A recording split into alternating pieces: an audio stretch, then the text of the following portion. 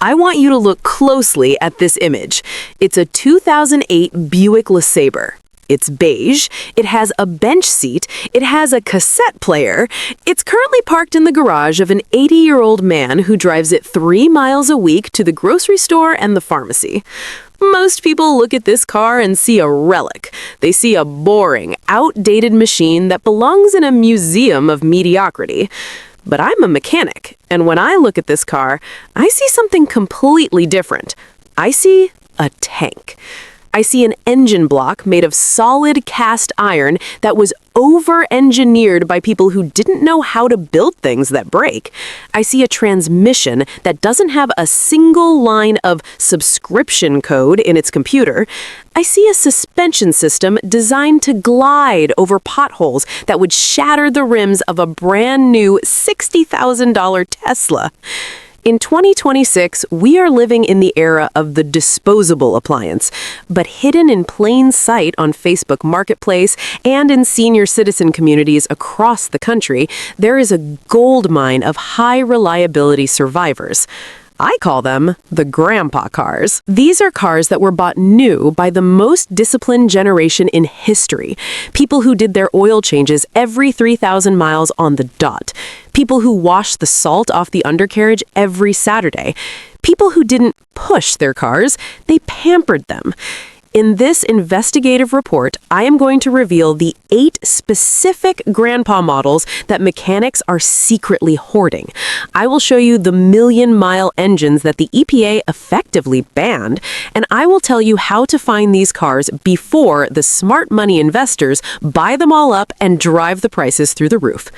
If you have $10,000 and you want a car that will still be running when your grandkids graduate college, this is the most important list you will ever see. To understand why these cars are gold, we have to talk about the engineering sweet spot. There was a window of time, roughly between 1998 and 2012, where automotive technology peaked.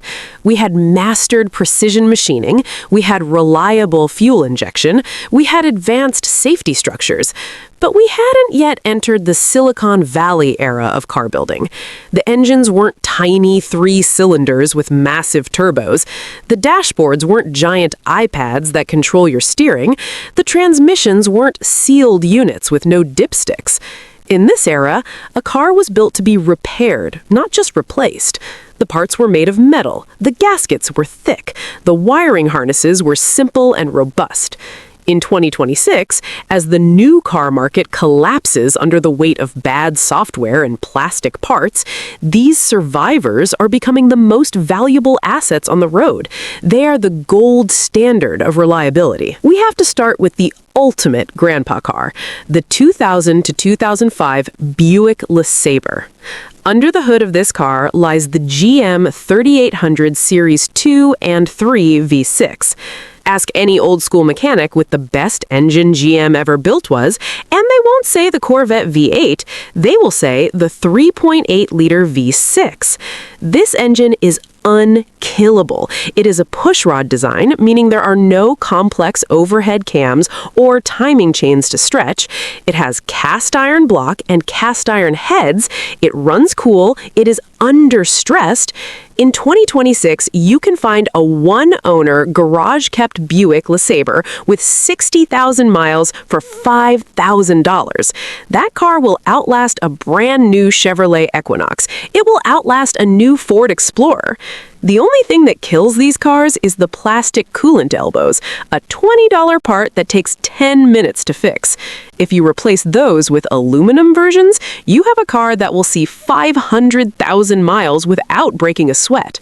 If you want a car that can survive a nuclear apocalypse, you buy a 2003 to 2011 Ford Crown Victoria, or its twin, the Mercury Grand Marquis. There is a reason these were the only cars used by police departments and taxi companies for 30 years. They are built on a body-on-frame chassis, just like a heavy-duty truck. The engine is the 4.6-liter modular V8. It's not fast, it's not efficient, but it is immortal. I have seen Crown Vics in New York City with 600,000 miles on the original engine and transmission.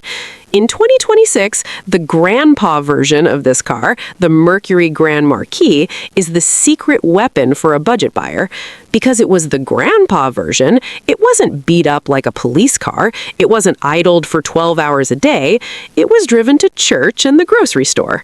You get a V8, rear-wheel drive, a sofa-like ride, and parts that are so cheap they're practically free. It is the most honest car left on the road. I need to stop here because I'm giving you names of cars that people are going to start searching the moment this video ends. But here's the problem. Not every old car is a Goldmine grandpa car. Some old cars are just old junk. If you buy a 2012 BMW, you're not buying a Goldmine, you're buying a bankruptcy. If you buy a 2008 Nissan, you're buying a CVT nightmare. You need to know the specific VIN codes, the specific engine numbers, and the specific bad years to avoid, even within these reliable brands. That is why I created the 2026 Car Market Cheat Sheet. In Part 2, the Gold List, I have the Immortals database. I have categorized these cars by budget, the under 5,000 heroes, the under 10,000 limousines, the truck and SUV survivors. I tell you exactly which years have the bulletproof engines and which ones have the hidden flaws you need to fix immediately to make them last forever. This is the insurance policy for your used car purchase. Don't buy an old car based on a whim. Download the 2026 cheat sheet at the link in the description, keep it on your phone, and walk onto that driveway with the knowledge of a master mechanic. Now back to the list, and this next one is the Japanese Mercedes. If you want the highest level of build quality ever achieved by the human race, you buy a 2001 to 2006 Lexus LS 430. This car was the result of Toyota's Circle F project. They spent billions to build a car that was quieter and more reliable than a Mercedes S-Class. The engine is the 3UZ FE 4.3-liter V8. This is a belt-driven V8 that is so smooth you can balance a coin on the intake manifold while it's idling. In 2026, these cars are the ultimate stealth wealth play. A well-maintained LS 430 with 100,000 miles is just getting started. I have seen these cars hit 400,000 miles, with the interior leather still looking brand new.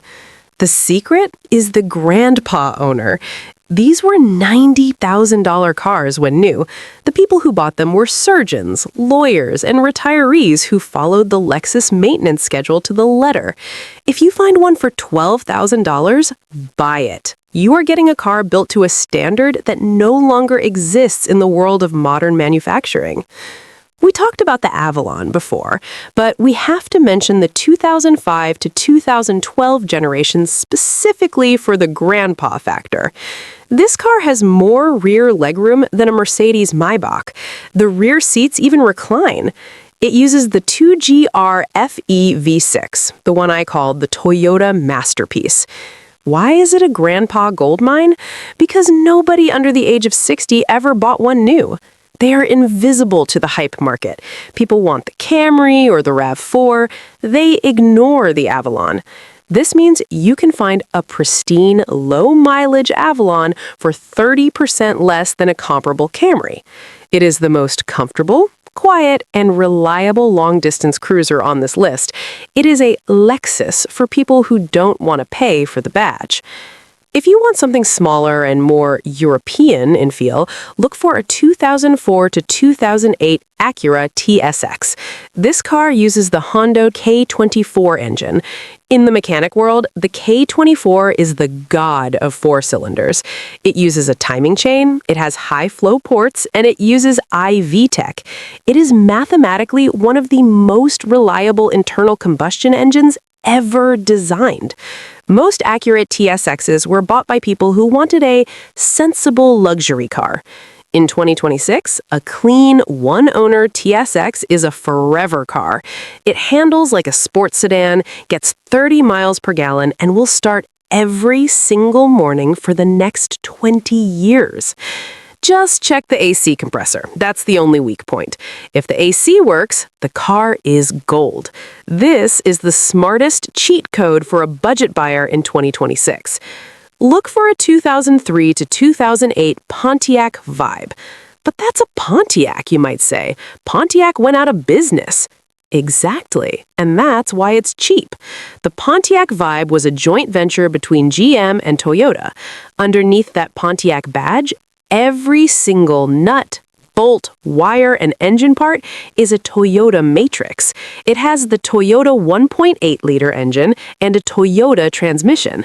Because it has a Pontiac badge, it sells for $2,000 less than the Toyota Matrix. It is a hatchback with massive cargo space, Toyota reliability, and grandpa insurance rates. It is the ultimate invisible, reliable car. If you absolutely must have an SUV, skip the new hybrids and turbos. Find a 2008 to 2013 Toyota Highlander with the 3.5-liter V6. This was the last generation of the Highlander before things got complicated. It's a simple, naturally aspirated V6. It's a traditional automatic transmission. It has no start-stop technology to wear out your starter. These were the grandma SUVs. They were used for carpooling and grocery runs. In 2026, a Highlander from this era with 150,000 miles is a better bet than a brand new SUV with 0 miles. It is the smart money family hauler. We end with the final boss of grandpa cars, the 2003 to 2011 Lincoln Town Car. It is the luxury version of the Crown Victoria. It has the same unkillable V8, it has the same truck frame, but it has an interior that feels like a quiet library. In 2026, the Town Car is the last way to get a full-size American luxury experience that doesn't cost $80,000. Retirees loved these. They kept them in heated garages. They waxed them every month. You can find these cars today with 40,000 miles on them. They are essentially brand new cars from the golden era of engineering. The industry wants you to be afraid of old cars. They want you to believe that a car with 100,000 miles is dangerous or unreliable. They are lying to you so they can sell you a 60-month loan on a piece of plastic. A well-maintained grandpa car is more reliable than a new car because its flaws are known, its parts are cheap, and its engineering is proven. When you buy a Goldmine car, you are opting out of the disposable economy. You're keeping your money in your pocket and your car out of the shop. Don't buy the hype. Buy the history. If you want the full list of the 30 grandpa gold mines, including the specific years to avoid for each one, and the inspection checklist to use when you find one, get the 2026 cheat sheet. Stop being a consumer. Start being an owner.